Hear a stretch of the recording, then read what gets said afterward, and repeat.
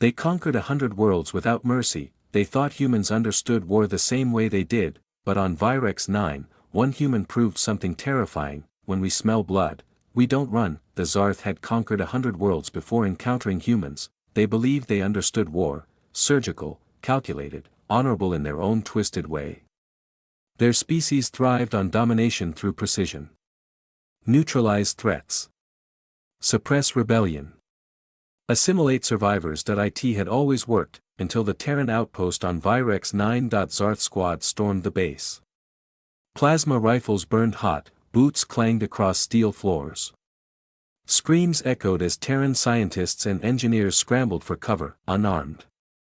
Untrained.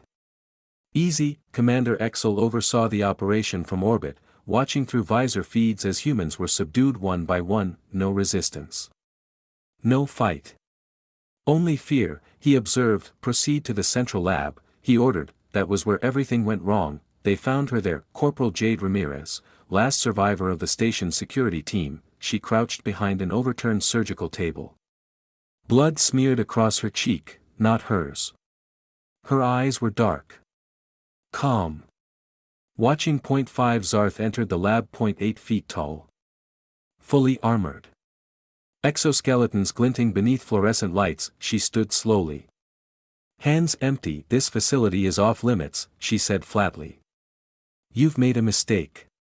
One of them barked a laugh. You're outnumbered. Surrender. They stepped closer. That's when they smelled it. Blood, fresh. Metallic. Thick in the air. Something shifted. Her pupils dilated, not from fear, not from pain, but from something else. Excitement. The lead soldier hesitated. Is she smiling? Before the thought finished forming, she moved, too fast. Jade snatched a broken scalpel from the floor and drove it into the throat joint of the nearest Zarth. Armor screeched.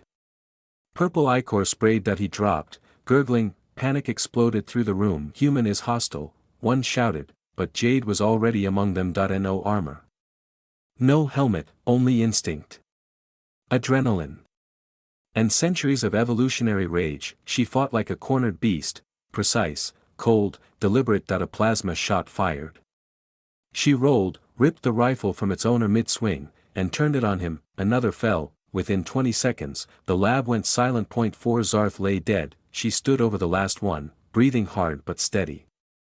Blade dripping with alien blood. He stared up at her, frozen, not by injury, but by terror. Her pupils were still wide, her smile untouched. She enjoyed this. When the feed went dark, Commander Exel gripped his console with trembling claws. She killed them alone. An officer whispered, Commander, that isn't possible. She was unarmored. Outgunned. No, Exel replied quietly. She was human.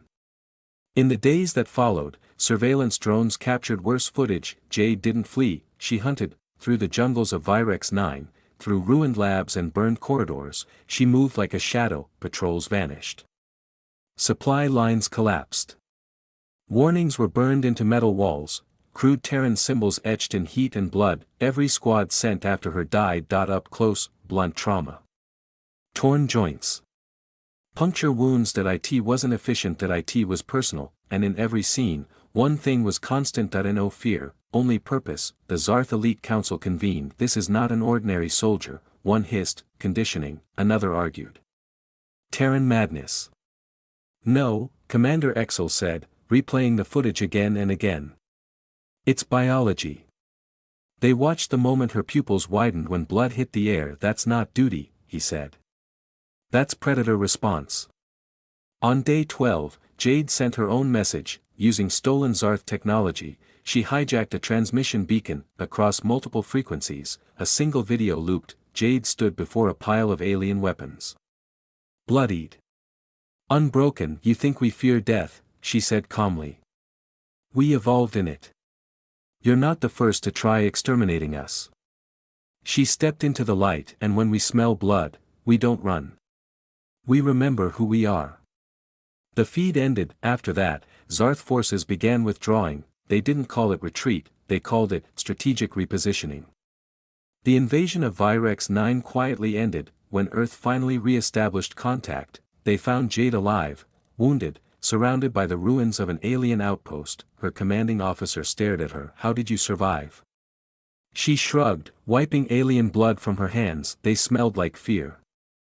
Later, Zarth Military Academy studied the Vyrex 9 incident. 1 Internal memo became infamous: "They do not fear pain, they do not respect death, and when blood flows, their eyes widen like predators rediscovering their purpose."